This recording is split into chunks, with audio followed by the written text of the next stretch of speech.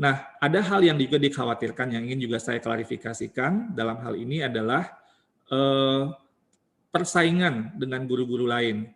Perlu saya sampaikan di sini, kami ingin sekali lagi memperjuangkan guru-guru yang saat ini telah mengajar di posisinya itu akan bersaing dengan dirinya sendiri. Jadi cukup dengan dirinya sendiri mencapai kompetensi yang minimal. Minimal saja, jadi ini bukan yang paling hebat gitu, minimal saja. Jadi Bapak Ibu bersaing dengan diri sendiri. Jadi yang kalau yang bukan yang dari tempat Bapak Ibu, ya mereka bersaing dengan misalnya di sana kebutuhan gurunya 3 gitu, gurunya ada 1 ya, berarti kan ada posisi 2 yang lainnya. Nah, mereka yang lainnya itu. Sementara yang sudah mengajar di situ ya mungkin ngajarnya rangkap-rangkap ya, mereka akan diperjuangkan tetap di situ. Jadi itu diprioritaskan gitu ya. Jadi sehingga Bapak Ibu akan bersaing dengan dirinya sendiri untuk mencapai passing grade yang minimal sebenarnya. Jadi ibaratnya kalau Bapak Ibu mengajar matematika ya kemampuan gimana sih guru matematika yang minimal gitu. Yang kita perlu ya tentunya itu ingin buat karena dia guru ya kita marwahnya guru kan tetap kita jaga. Guru bahasa Inggris atau guru IPS ya itu nilai minimalnya dan tapi dia bersaing dengan dirinya sendiri. Jadi ini yang paling penting untuk dipahami karena kembali lagi kami ingin memperjuangkan. Jadi ini komitmen dari kami. Tapi pada saat yang sama bagaimana ekspektasi minimal tadi kalau kontennya terutama ini konten ya. Nanti kalau nanti belajar ini Prof Mudi berarti kontennya yang kita perkuat ya. Karena itu yang menjadi fundamental sekali. Dan juga ada nanti pada saat ini tim GTK sedang bekerja keras Bapak Ibu semua untuk juga turut membantu. Jadi saya waktu Prof Mudi menyampaikan pesan untuk bahwa ada acara ini dengan kemudian rencana juga fasilitasi belajar, wah saya senang sekali.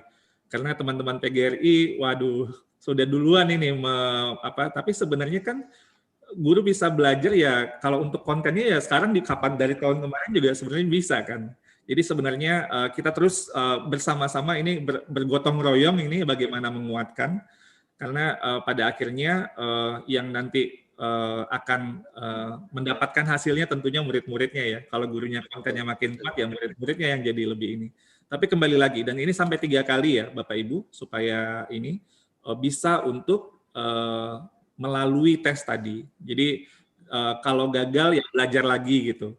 Kalau gagal sekali lagi masih ada belajar lagi. Jadi bantuan-bantuan ini akan terus kita upayakan dan terima kasih sekali lagi untuk PGRI, terutama PGRI Provinsi Jawa Tengah yang sudah berinisiatif untuk terus menguatkan ekosistem belajar ini. Karena pada akhirnya transformasi pendidikan kita tidak menyelesaikan masalah hanya untuk saat ini, tapi kita melihat untuk investasi masa depan, bahwa ekosistem yang kita lihat untuk bisa maju sistem pendidikan ya budaya belajar ini. Budaya belajar ini adalah hal yang penting yang harus terus kita kuatkan.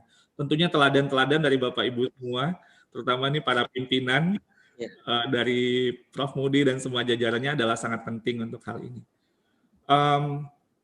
Untuk pendaftaran ujian seleksi kita masih berdiskusi dengan Panselnas. Ini ada tentunya Bapak Ibu tentu paham ya.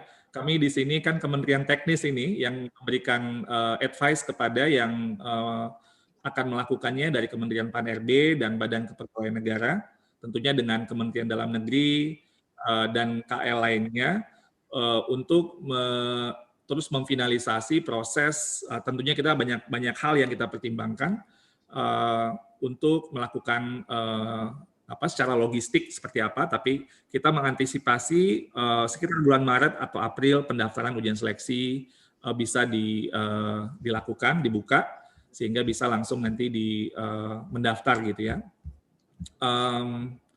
Dan proses ini nanti terdiri dari pendaftar bisa untuk memilih salah satu dari 3 kategorinya, apakah dia guru honorer atau individu yang memiliki sertifikat pendidik atau guru honorer K2, menginput nomor ID, bisa itu nomor registrasi K2 atau NUPTK atau NIK bisa cukup, atau nomor sertifikat pendidik.